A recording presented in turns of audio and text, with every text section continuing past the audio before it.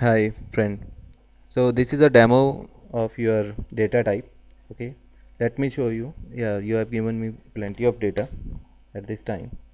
So I just make one of the sample of your data. So I guess this is your data. Okay, it is containing 62 number of rows around BJ. Okay, and these are the result analysis.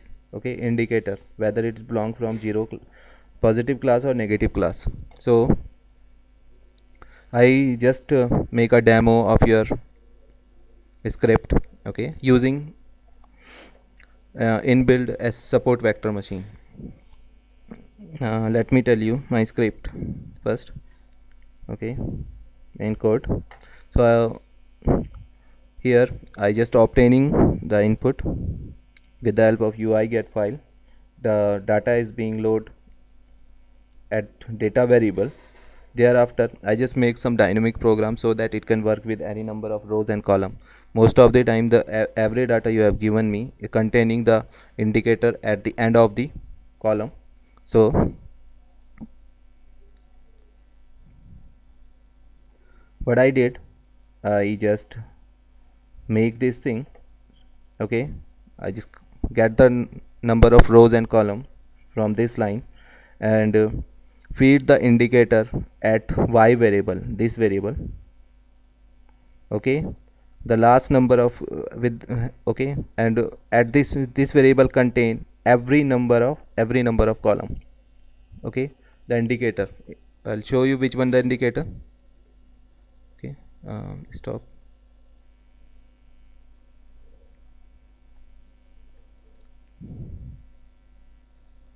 Yeah, this one.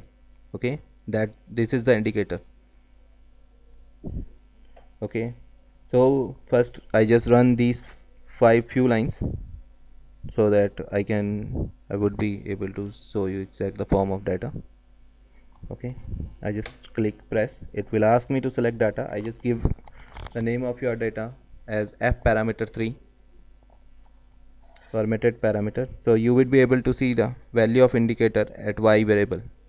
Okay, to total number of test cases you are having is 695, and rest of the data is being stored in data.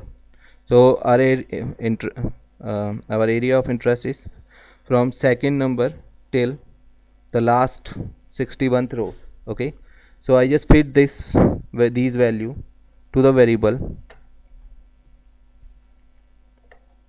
x, as you can see here.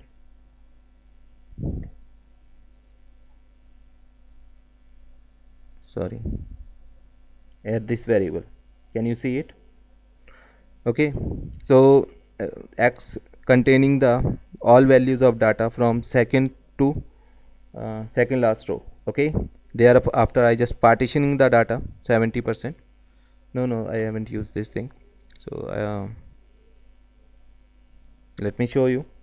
Here I partitioning the data with the help of cross validation.